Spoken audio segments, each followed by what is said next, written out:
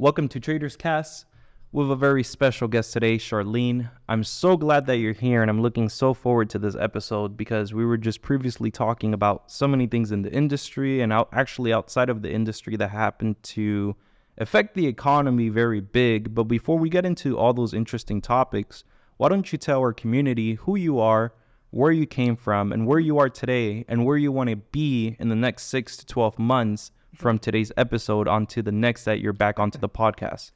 Yes, awesome. So my name is Charlene.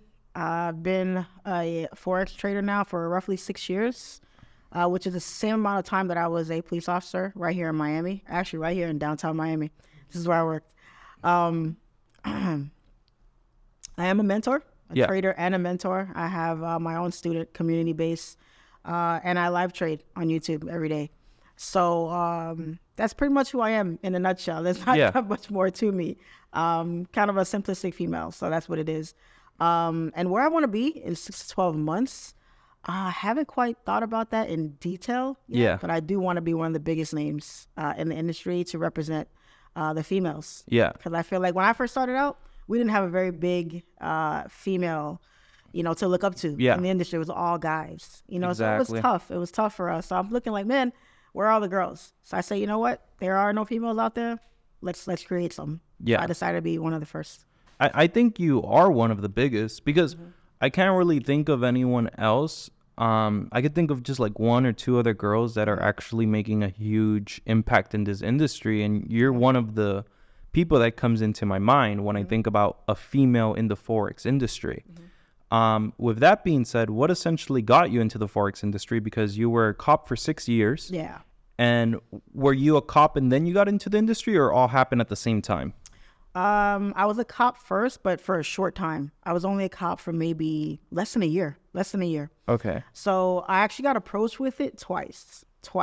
So I had one friend approach me with it, and then like a year later, I had another friend approach me with it. Was this the IML? It was IML. Okay. Yeah, it was with IML. And then I ended up signing up with IML. I was with them for roughly 3 to 4 months or so. And then I said, I don't really want to recruit because they only wanted to recruit at the beginning. So I said, I don't want to recruit. I want to make money trading, not make money recruiting. Telling people I'm making money when it's not money. So I left them and went out on my own, and that's when I started buying courses, studying on my own, and the rest is history from there. Gotcha. So it seems like a very simplistic background, and it's one just like mine, because I feel like if it wasn't for IML, if it wasn't for those people in our lives at that time, we wouldn't be where we're at today. Yeah. They exposed us to it. Exactly. So a lot of people talk very negatively about IML.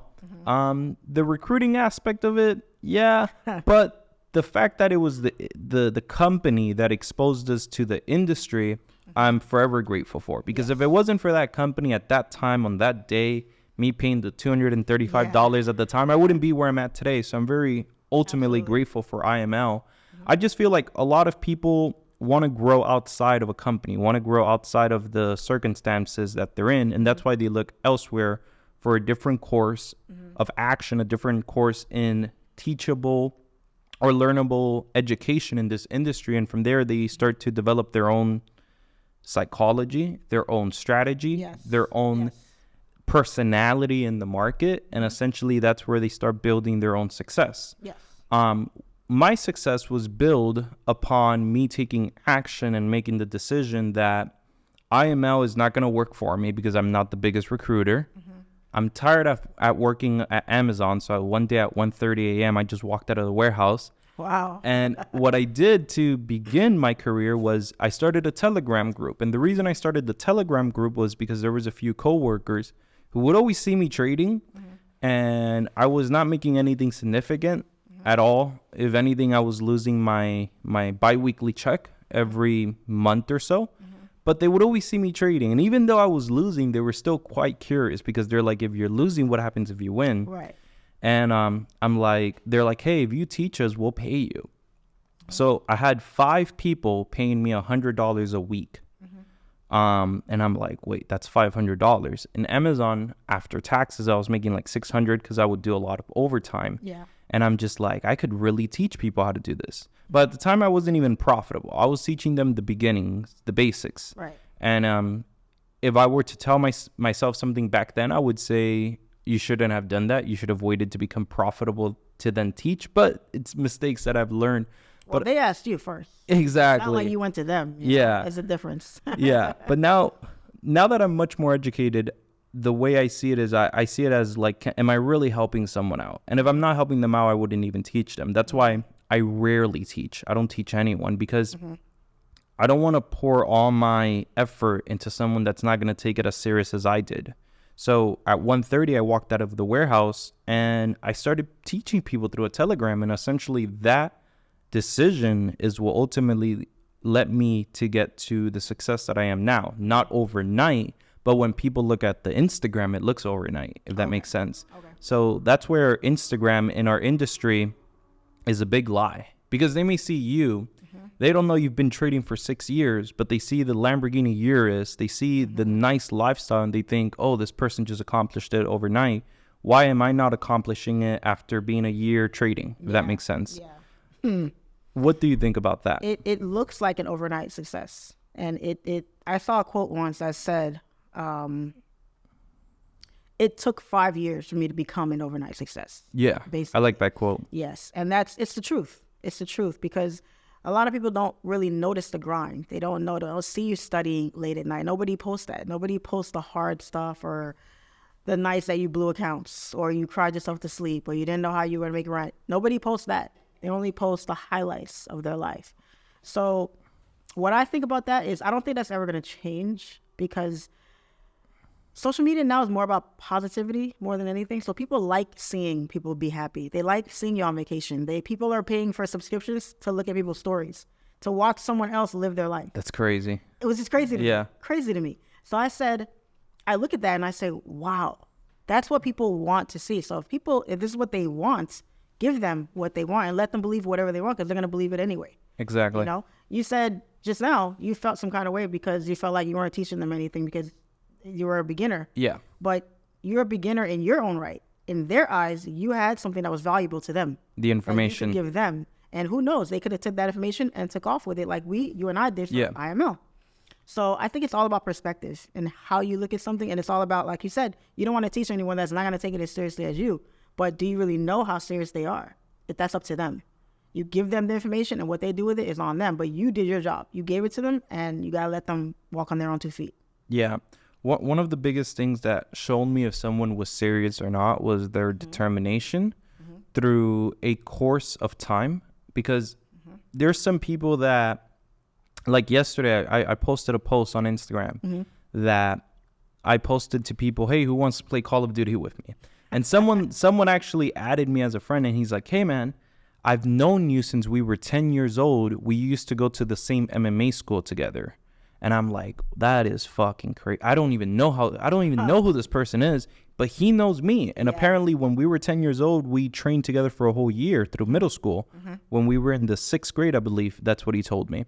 Wow. And he's like, hey, man, you've never taught me one-on-one, but all of your education over the years and your reels have taught me very valuable lessons that have not made me a profitable trader yet, but I'm slowly achieving that through the prop firm space. Okay. He's like, I just got my first payout ever. It was $800. It wasn't anything significant because he's like, I'm in a tough situation. So the only challenge I could afford buying is the $1,000 challenge. Okay. The $10,000 challenge, I'm sorry, which is like $100. Yeah. And I told this individual, I'm like, wow, like it's crazy how you've known me. It's crazy how I have helped you change your life and me not even realize it. So then I'm like, hey, man, why don't you go out? Tell me what's your favorite prop firm. And he told me X and X. And then I'm like, okay, I'm going to send you this money. I want you to buy their highest challenge. Wow. Whether you fail, whether you win. Wow. I just want to be grateful that you were in my life when we were 10 years old. And even though I don't unfortunately remember you, you helped me train. You helped me become more confident in myself. You helped me develop this consistency that I have, because you develop consistency. You develop your personality as you're a young person through the things that life throws at you. Correct. When I was young, I would do MMA. That's what made me have the consistency I have now and the will to not give up on things, because when I was fighting, there was a lot of situations that you could be when you're fighting that you could either give up and that's it. You're kind of fucked. You're going to get really fucked up. Yeah. Or you could keep fighting. You could keep pushing. You could going. keep, like, let's say you're grappling and you're on the floor. There's different areas where you could move your hands, your legs, that will get you out of that uncomfortable position into a more comfortable one. Yes. So I helped him get this challenge, and he's sending me today by the morning that he's like, I'm 2% up on my way to passing this challenge. Awesome. So it's a very significant thing. With that being said, back when we became traders, there was no prop firms. No. So No. How did you start off with? Was it like a lump sum account, like 10, 20, 50 grand, or was it more like a $500 account? Like, how did that whole thing start? So my first live account was only 500, and that was when I was with IML. I said, I don't know what I'm doing yet, but they were like, no, put some money in this account. We'll give you these signals. I didn't even know what a signal was. I'm like, all right. So I put the money in the account, and that was that. So I blew that account. Did you take the signals from swipe trades? Some of them were there. Yeah. Some of them was Gold Cup. Gold Cup, yeah. US 30 thing. Yeah, US 30 World or something like that. Yeah. I didn't know what a lot size was. I didn't know barely how to use MetaQuotes and nothing. So I put it in there and blew the account. I think I blew it in like 2 weeks, I think. Yeah. Trading US 30 and something else. Didn't know what I was doing, just taking signals, this and that.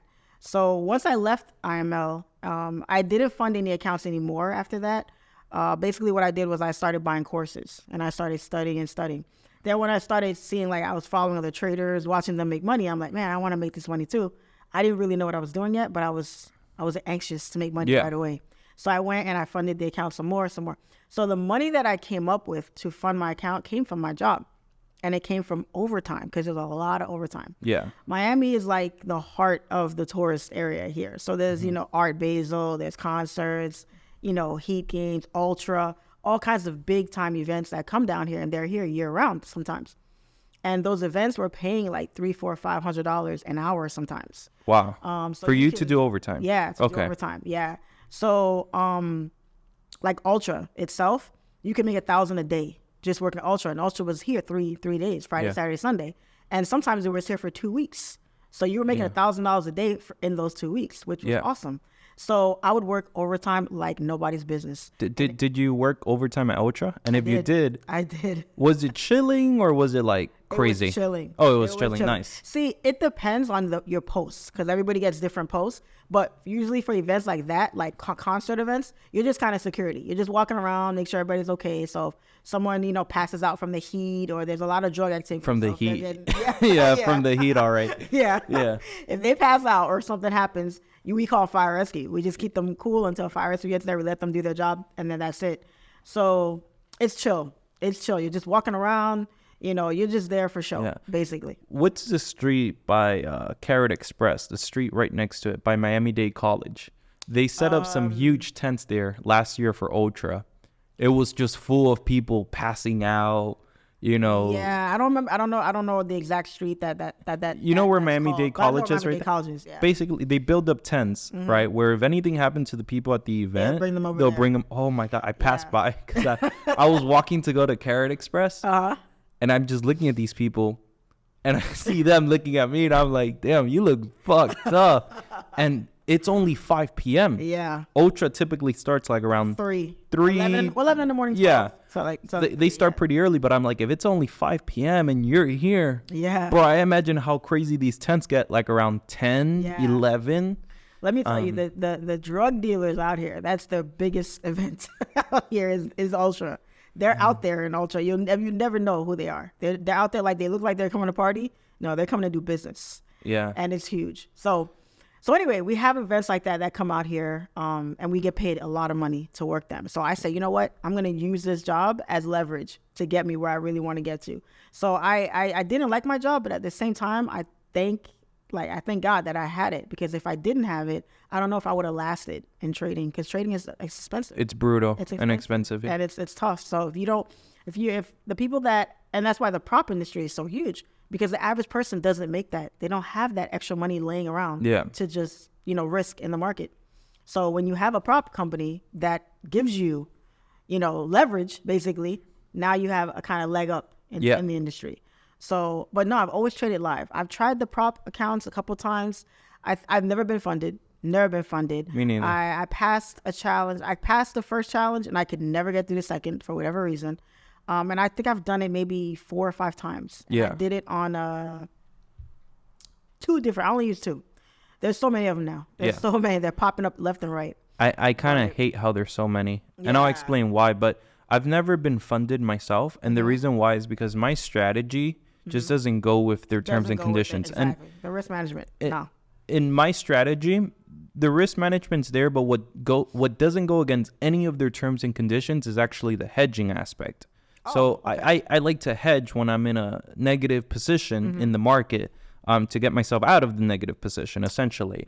And the only reason you would put yourself in a negative position is obviously with the risk. Correct. I'm a lot more bullish in the market, not meaning that I always take buys, meaning like I'm more like aggressive in the market. Yeah, I am too. Yeah. So I'm more of an aggressive trader, and sometimes it pays off, sometimes it doesn't. I'm nowhere near a perfect trader. I haven't actually traded in a minute, actually, because I've been focusing on other operations. So with that being said, yeah, I've never been funded because it goes against my strategy, goes against their terms and conditions because I like to hedge. Now, you did mention that back in the day, about 3 years ago, there was only a variety of prop firms, FTMO, the biggest ones essentially. Nowadays, everyone's creating one left and right. And I'm against that for one reason only. Majority of the people who are creating these prop firms are broke, meaning their last 100K, they're using it to buy the operations, buy the CRM, buy the website, everything. Now, let's say that they sell 100 challenges, right, at $500. That means they've made $50,000. And from the 100 challenges, let's say 10 people get past the phase 1, phase 2. Now they're in the funding stage where if they win the actual money. And these 10 people all, let's say they make on a 100K account, they make 10%. They each make 10K. That means that you've only made $50,000. Yeah. Right? But you've had 10 people win $10,000. And that means, let's say they're getting 80%. Exactly. If your ratio, which the ratio, I've seen prop firms do 100-0. So how is the prop firm making money? Yeah. And they're doing this to be competitive in the space, by the way. So they look more attractive, right? So let's say they have a really fair ratio. Let's say it's 50-50, not even 80-20 how it is, but it's 50-50. All the money you just made, you have to give out. Yeah. And let's say you have to pay out. And let's say the following month you don't make those type of sales because your hype's over. You don't have a good marketing team. You don't have good SEO. You don't have a good influencer behind you. Now what? And now next month, those same 10 traders, 8 got eliminated, and the 2 that didn't made 15, 20,000. You didn't make the sales that you thought you were going to make. Now you're negative. And now how are you supposed to pay these traders out? Do you have a reserve? Do you have something? They're not even trading live, so it's not real money. So then I spoke about this to some of the people who started prop firms, and they're like, Louis, we got it. We'll just A-book them. And then I'm like, no, you're putting yourself in the same position because here's how it works. If you A-book them, right? Let's say they all have $100,000 accounts and they all lose $10,000. You have to pay the liquidity provider $10,000. Yeah, that's real liquidity now. Yeah. So and if you don't have the margin account, which this is also another thing, you need a margin account with that money already in it. In reserves, yes. So they could even trade it. And if they over leverage, which they are, your margin level is going to hit 100. And even though they could be all in positive trades because your margin level is 100, you're going to blow up your margin account, which means you're not going to have any money. Correct. So there's so many different little things that go into building a successful prop firm. And most people just see, a very successful prop firm is top tier. Most people see Q and Anthony and they're like, I could mimic their success. But they don't know all the bullshit that these two individuals or all the learning things that these individuals had to learn. And the intricate details behind exactly. what they're doing also. Exactly. So this is why I'm against everyone having a prop firm. I'm not against someone having it. I'm against everyone having it. Yeah. Because I've heard that they're very easy to open. The belief is that it's a win-win for the prop because the majority of traders lose. They're going to come back. They're going to buy another challenge. They're going to try again and again and again. And majority of them don't get funded. And if they do get funded, they still got to get a payout. So they look at it as, well, the odds of the trader actually being successful are slim to none. So it's worth the risk to some of them. By the way, in that ratio that I just completely forgot, in that ratio that I give you that they just made 50 grand, I didn't tell you they still have to pay customer support. That could be anywhere from 5 to 10 grand, depending on how many agents you have. They have to pay CRM, which is the overall website. Yeah. They have to pay, they have to, depending on their operations. Yeah. They have to pay operations, which with 50K, 100K, it's not a lot. And then on top of that, the person who sold you onto the prop firm, your tech provider, he's going to want a cut. He's going to want 30, 40%. They're aggressive. Yeah. So with everyone, by the way, this is why there's so many, because so many people have developed the technology for it. It's very simple technology at the end of the day. So with so many people having acquired this technology, they're trying to look for as many people to sell it to. Because once they sell it, let's say they sell a prop firm for 100K, they just made 100K. And let's say the first 4 months of this prop firm, the prop firm does decent numbers because it has a decent marketing force behind it. They're making 40%, and that's even before they pay out traders. They're making 40%, these tech owners. So that's why you see so many of them, because these tech owners are very aggressive, going to everyone in the industry, offering them a prop firm. And if you're someone in the industry, let's say you have a decent following, you've never had a real opportunity, and you get offered a prop firm, who wouldn't say no? You got me? Like, unless you know the back ends like we do. I got offered twice actually, and I said no both times. And it's because I don't know enough about the prop industry, number one. And number two, I've heard a lot about negative things about people not getting paid out, this and that. And there's so many of them, it's hard to stand out. It's hard to be competitive. The market is so saturated with them now that I feel like you're literally like one in like a million. Yeah. So good luck, good luck with the longevity. I don't want to start something and 3 months later, nobody hears about you anymore. Yeah. You know what I mean? So I feel like it's always going to be there. The market's always going to be there. I did get a little nervous when my Forex funds got shut down, because I'm thinking, man, that's one of the big dogs. That is the biggest, one of the biggest. If they could get shut down, what does that mean for everybody else? Because all the other companies weren't nearly as big as they were. So that also made me look at the prop industry like, I don't want to get involved in that. I'm not. That's not for me. So a lot of money in it, but not for me. So what do you think about this? FTMO stops accepting new U.S. clients. If you're already a previous one, you got grandfathered in. Yeah, you could still actually, the way that I read it, or the way that they published it, means if you're a pre-existing U.S. client, you could still trade on your account. You just cannot purchase a new one. Oh, okay. So if you fail it, you're kind of fucked. You have to go somewhere else. Somewhere else. Yeah. If FTMO is doing this, what type of pivoting turn do you think other prop firms will with the U.S. market? Well, I feel like there's more to the story there that we're not privy to information-wise. But I also feel like the terminology has changed a lot too. That made me think of something. What you just said, there's more to the story. Yeah. It made me think of Medicodes. Here's why. Medicodes is stopped doing business with any broker that had U.S. clients because they want to go IPO, a publicly brand company, to sell their shares or stock. Correct. Yeah. FTMO stopped accepting U.S. clients, not for a legitimate reason. They just said because of this and this. What if they're trying to go IPO? I wouldn't be surprised if they were. They're one of the biggest. I mean, it's a lot of money into it. Why not? Yeah. Why not? I don't blame them for it. And their market outside the U.S. is significantly huge. It's massive. I mean, they're probably going to lose a little bit of money because the U.S. is huge as well. That's a pretty decent market share. But I don't think they're going to lose sleep by it because of how much they're making overseas. I agree. But that made me think of that. Like, what if they're trying to become a publicly brand company? They could be. Yeah. They could be. I would buy their stock. So much.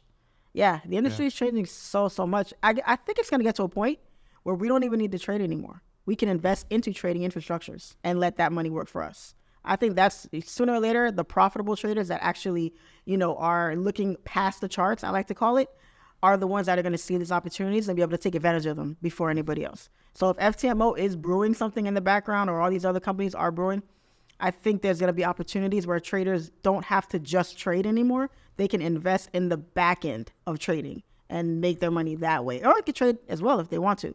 But, I mean, if it's a Walmart, the cashiers aren't making all the money. It's the guys in the office upstairs that are doing it. So that's kind of how you want to look at it when you look at business. Do you really want to be a cashier, aka a regular retail trader, or do you want to be on the back end, which is the guy working upstairs? Yeah, making all the big money. This is where trading is more than just a job. It's a whole career, because there's a lot of different things that go into it, especially your psychology and your personality. That's one of the biggest things that when I have Zoom calls with people, when they show me their stuff, it's stuff that it could work, but their personality or their psychology doesn't work with that type of approach to the market, because their approach may be very aggressive, but they don't have the patience to be aggressive with it, if that makes sense. That's where in the industry, I feel like a lot of people have to learn themselves more than the charts themselves, if that makes sense, because price action, a bunch of different strategies. We could talk about smart money concepts, everything, ABC. Let's put all the strategies out like the alphabet, right? At the end of the day, the personal psychology of you understanding yourself and who you are as a trader plays the biggest role. Yes. Because I've made a lot of mistakes being impatient, not waiting for the market to hit my moving averages, for example. Right. And if I would have waited a little bit, I would have won. But since I didn't wait, I entered too early. The trade went too much into drawdown, and I closed early out of scarcity. Like these are things that I overcame as time went by, but that's very important in the space. Talking about the trading space, where do you think we are going to be in the next 2 to 4 years? Do you think it's going to be people understanding that these prop firms aren't it? Do you think more people are going to get involved with prop firms? Where do you see everything going? Well, prop firms aren't going anywhere. I don't think they're going anywhere. The market is only going to continue to grow with them. And I feel like that because people don't have money. Let's keep it real, they're broke. Yeah. And they need this type of leverage to get up. But I think there's going to be a shift in the market pretty soon, because even I myself, I'm looking into trading futures. I feel futures, like, I feel like there's going to be a couple traders that are like, you know what, I'm really not feeling this whole broker thing with the Forex, this and that. A lot of people trade indices now. They're trading US 30. They're trading. I think everyone trades indices. Yeah, they're all looking into that because that's where the big money is. So now, you can go over to the whole regulated space with the US and still make good money, still have your leverage and everything like that. So I feel like there's going to be a shift in the market pretty soon. And it's all going to come from mostly the influencers, because people that are coming in our industry, they don't really have any sense of direction in where they want to go. So they're looking towards the people that are already in the space that can give them some sort of guidance. Yeah. So like myself, if I say, hey guys, I'm going to be transitioning over to futures soon, a large amount of people are going to look and say, if she's doing it, there's something there. So maybe I should look into that as well. Yeah. You know what I mean? How does futures work, by the way? So futures contracts, because I'm still learning, I'm still kind of learning the ropes of it. But it's heavily regulated in the United States. So everything, there's no, how in Forex there is, who's your broker, who's your broker, who's your broker. That's not the case with futures. With futures, there's like one or two big brokers that everybody uses, and that's it. You have Thinkorswim, you have Tradeovate, and Tradeovate. Is Thinkorswim TD Ameritrade? Yes. Okay. Yes. Yeah. Now I know them. And then on top of that, TradingView. Yeah. Who's competing with TradingView? TradingView, you can, with Tradeovate, I've heard you can trade on TradingView. Right on TradingView with it, which is kind of like the platform that TradeLocker has. Okay. They have the chart, you can trade right on the chart. So I think the market is going to be shifting more over to that. They have no spreads. Literally, the price that you see it at on TradingView is the price that everybody's entering at, which is awesome. You know what I mean? So if we enter US 30 at 30,000, if it hits 30,000 in 1 year, already in profit. Yes. Okay. Yes. Shit. Cool. Yes, with no spread. And then the whole deposit thing. So a lot of people are kind of iffy about the whole crypto thing. I have to withdraw in Bitcoin or ETH or something. With them, you put in your bank information right there. You get your deposit. that same day, or you get your withdrawal that same day. So a lot of people like the speed and the convenience and the security of that also, because you're dealing with somebody that's regulated. It's in the U.S. I mean, it's a lot of benefits to it. So I look at it as, and then the charts don't change. The exact same way you trade is the exact same thing, because the charts are exactly alike. Now, the names of the pairs and everything kind of differ just a little bit, but the opportunity to keep the ball rolling is still there. Oh, So yeah. there's nothing like stopping you. It's literally just opening an account, funding it, and going and just trading. So when I heard about futures, it was when I was helping this guy build his MLM company, right? The guy essentially fucked me over. Wow. But he was a futures trader, and he would trade with something called ticks. Ticks, yeah. Yeah. And he would use this strategy called the alpha strategy, and I think I still have it because I have his old PC. Actually, no, I don't have his old PC. His old PC, I grabbed it and I fucking threw it against the dumpster. Oh, wow. I got confused with mine. Essentially, here's what happened. I worked for free for about 6 to 8 months building the whole CRM. Anything that, when you think of IML, think about IML's website and every little small component that goes behind the website. When you recruit someone, that someone gets placed underneath you, that volume goes to you, Right. you get paid on that volume. Like all these steps. How these that things, operates. Yeah. You created that. Yeah. Okay. I didn't create it. I helped with the creation. We had software developers and all that. I was basically like, here's a good example. A software developer doesn't know shit until he has someone tell him, I want it done like this and like this. Okay. Then the software developer is the one that goes and programs everything. Gotcha. And that's why there's so many shitty EAs out there. And here, let me explain this. Yeah. There's a software developer for the EA. Okay. But is that software developer a trader? No. Most So likely probably how are not. they going to know anything unless they have a trader telling them what to do? And most of the time, this trader doesn't know anything about software development. So that's why the EAs technically or over time fail. And I've seen them happen across so many platforms. I see that all the time. Yeah. All the time. When I see influencers pushing EAs and algos, I'm like, here's another one. So Like, you're come going to on. see in the market, a lot of them are pushing them this month and next month and the month after. Why? Because of MediQuotes. Now their broker isn't paying them as much as the broker would, because they're not bringing in the same type of clientele because the broker's pivoting and clients are like, well, I don't like this platform. Let me look over here now. Exactly. And that's where I think a lot of people are going to look into futures because of what you just said, because you're going to see big people in the industry transition into futures, right? And then you're going to see everyone else transition because they follow their sheep. They follow, Yes. they follow the pack. But basically, I worked for this guy for 6 to 8 months. When it was time to launch the company, I told him, hey, we shouldn't launch this shit. There's so many fuck ups. I'm like, I know we had a big event. We had about, not big, it was like only 500 people showed up. It's a good amount. In person, and all these people were recruiters and stuff like that. And we had a small convention in Vegas, and I'm like, hey, I don't think we should launch. And the reason he wanted to launch so aggressively was because he was selling NFTs. Remember what NFTs are? Yeah, the wave. Yeah, the wave. The Where are they now? Right? Exactly. So he was telling everyone these Wolf Alpha NFTs are going to be worth hundreds of thousands of dollars.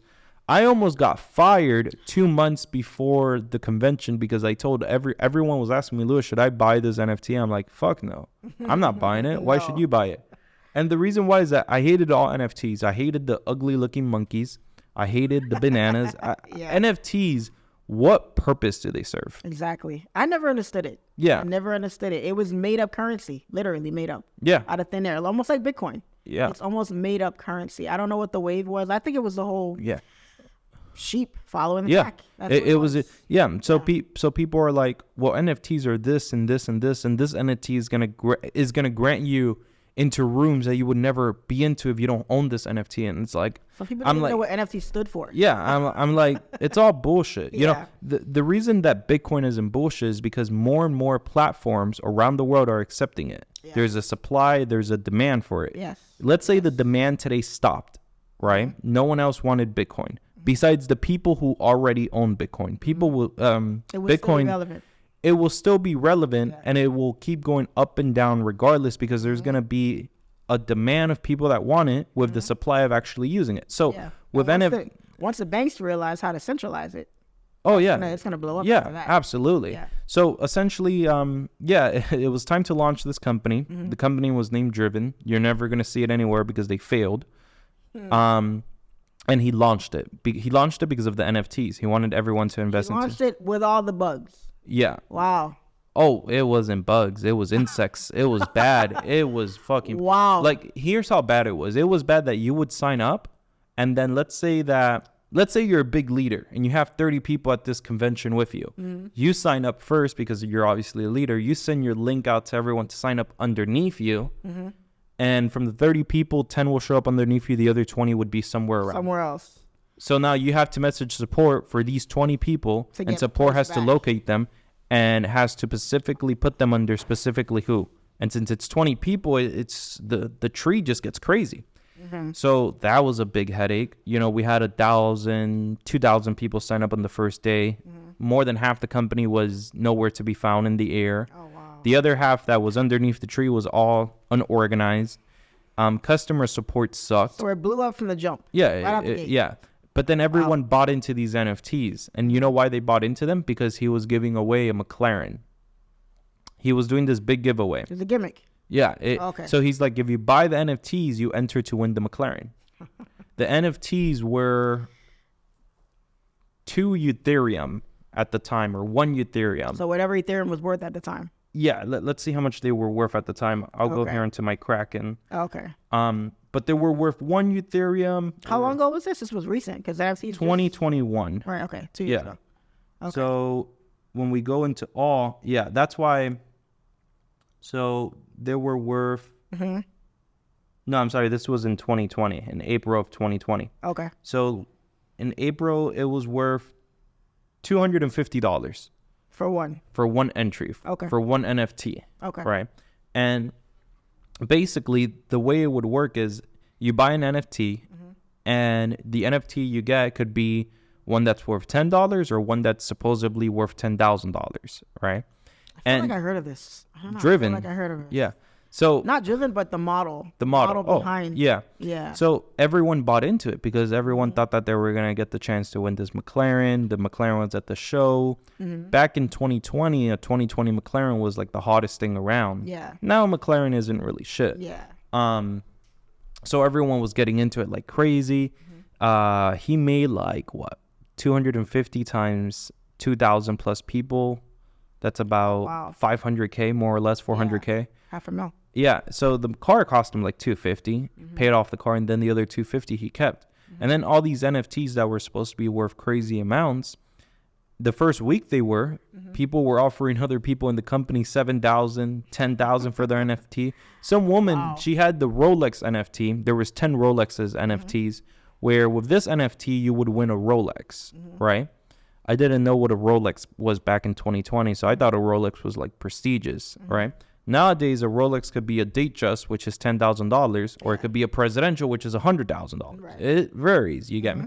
But at the time, I'm like, holy shit, a Rolex. So someone offers this woman $8,000 for her NFT, and she's like, nope, I'm not going to sell it. A month later, the users that got the Rolex NFT were supposed to receive an actual Rolex with the NFT. The Rolex weren't available. His excuse was that Rolex delayed his shipment on the watches. And then I'm like, that makes no logical sense, right? And essentially, what happened was I brought my team into the company on April 1st. All of them signed up. And then a month later, they're all doing chargebacks. They're all disputing the payments because they're like, Louis, I'm paying $1,500 for this educational platform, and the videos don't even load. I'm getting error 66 something. Because it wasn't. Yeah, like imagine you go onto YouTube and it just says video unavailable, error type this. It would happen a lot across the academy. And when they did chargebacks, So he was selling the NFTs and an educational platform? educational, futures, options. This is how I know a little bit about the futures market. I didn't know that there was no spread. That's pretty cool. This is why I love the podcast, because I learn things from everyone. Yeah. So with that being said, you basically log in, you can't watch the videos, people are disputing payments, and when they dispute a payment, the way you get paid on is volume. You get paid based off your volume. Yeah. So let's Typical say MLM. yeah. So let's say I brought in 100,000 in volume. 100,000 equivalates to $50,000, right? At the end of the month, my 100,000 went to like, 25,000 because more than half of my team disputed their payments. So Dropping off. when it was time to pay me, he's like, oh, I can't pay you. More than half your team has disputed the payments. Like, our payment processor is about to shut us down because of how many disputes. I'm like, why is that my fault? Like, I told you not to launch. So then essentially he's like, oh, I can't pay you. And then I'm like, you can't pay me on the work that I did to bring in the recruits? That's fine. What about the work I've done for the last 8 months? And then he's like, oh, I can't pay you on that because we're going to have to see the numbers. And then I'm like, but what does that have to do with my team? Like, my team left because of their own control. He couldn't have even launched had that not get done. Exactly. Yeah. So after it was 3 days of back and forth, I came to the decision where I'm like, yo, fuck your money. I didn't say that. I said, hey, man, just don't pay me anything. I wish you the best with this company. I hope that you succeed and have a great day. A year later, they fail. Because the reason they failed is because as a MLM structure, the person who was teaching the master educator was an idiot. And here's how I know he was an idiot. Let me explain. He was an unprofitable trader. Right? Like, this guy, you could give him any account, he will blow up. He'll blow it. Yeah. But the CEO of the company, Corey, he's like, hey, man, he's an unprofitable trader, but he's a really good teacher for beginners. So I'm like, okay, so explain this. If his trades are a reflection of his teaching, how is he a good teacher? It makes no sense. Yeah. So from the get-go, they were going to fail with the education. And this person was released from IML. He's the one who actually developed Swipe Trades. He created it. Oh, wow. Right. And Just bounce from company to company. Yeah. Back in the MLM days, you would see that. You would see leaders bounce and bounce and bounce. They would go to the company that seemed the most attractive. They wouldn't even know what reserve fundings these companies had behind them. And I've seen so many MLMs fail. The one that's still up is the one that people talk shit about, but they're still up. IM. And they're becoming bigger and bigger in Latin countries. Are they still around? Because I haven't heard much about them at all lately. Not in the U.S., but in Latin America, France, UK, Canada, Ireland. Oh, they're big. So they basically left the U.S. market and focused on overseas market, basically. And that's why we don't hear about them much anymore. They're focusing on third world countries where a $600 a month is significant. Yeah. That's insane. And it's not that they left the U.S. They're still big leaders in the U.S., but it's not like it was in 2018. Oh, okay. They came into the U.S., they did what they had to do. They think about the U.S. like a proof of concept. Okay. Now that they have that proof of concept, they're expanding. And that's essentially what you're going to see a lot of prop firms and brokers do. They're going to expand to other countries because the U.S., what's different about the prop firm me and you will launch compared to every other? There would be no difference. There would be no difference. But let's say me and you were to launch a prop firm for the Latin market specifically that has benefits for the Latin markets that these other prop firms don't offer. The benefits of having or flying someone from their Latin country over to the U.S. if they have a visa. The benefit of us going to those Latin countries and creating communities with them. Prop firms don't do that. Brokers don't do that. That's what's going to be the differential part in the prop firm. Yeah. And you're going to see a lot of people do that. They will. The futures thing is definitely interesting to me. Something I'm going to look up tonight. Definitely. Yeah. Because a futures trader is Tori. Victoria? Tori Trade. She's a futures trader. Yeah. And she came over into Forex, but her main base is future. What's future? Yeah. And then there's another guy. He's a stock trader. I don't know his name. I think he's Muslim. Oh, then I don't know. I was thinking of somebody you were thinking of, but who? What's his name? It's not coming. It starts with a U. And he created TradeZilla. Oh, Umar. That's his name? Umar, yeah. Okay. Yeah. So is he a stock trader or futures trader? I think he's an options trader. Options trader. He trades options. Yeah. Options. Okay. Gotcha. Yeah. So that's how that works. Yeah. And TradeZilla is awesome. I love TradeZilla. What is that exactly? It's a journaling platform, basically. So it tracks you, attach it to your trading account.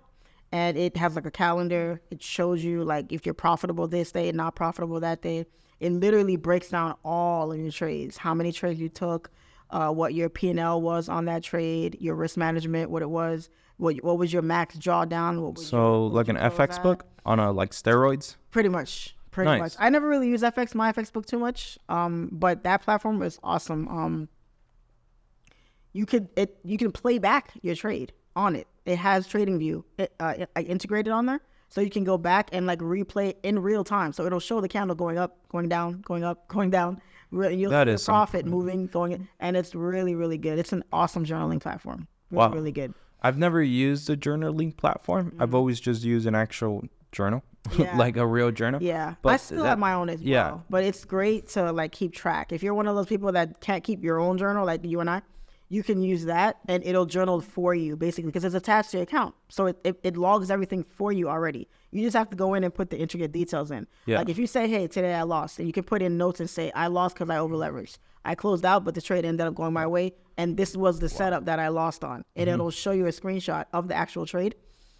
And I don't know of any other journaling platform that's like that. Yeah. So this is where I say my mindset is different compared to the average. So an average trader will see this and be like, damn, I got to get onto this platform, journal all my stuff.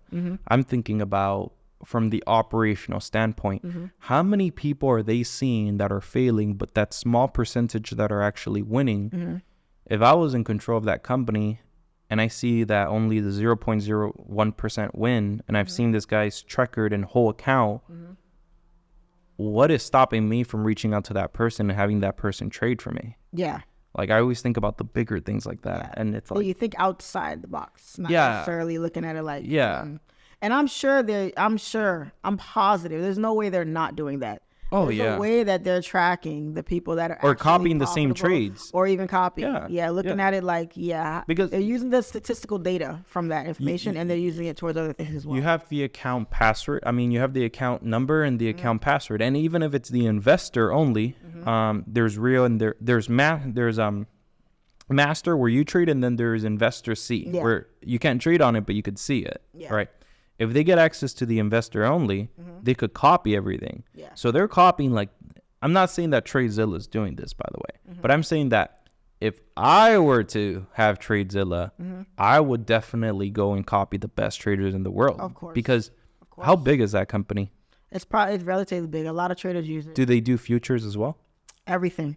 Oh, options, I would fucking do everything. Anything trading, it has it. Once you attach your account to it, it's over. Oh, I would in a heartbeat. I would copy. Yeah, you should hit up Umar. Hit him up because I saw them post today that they're partnering with TradeLocker, so he's open to partnerships. So I would hit him up if that's something you're interested in, because I'm sure he's a very smart guy. So I there's no way I don't see him doing, not necessarily copying trades, but using that data to try to build something else. Data is everything in our industry. Everything. Most people oversee data. Data is what. Data, and I think in business, is everything, because through data you could make certain moves or pivot to become bigger and better.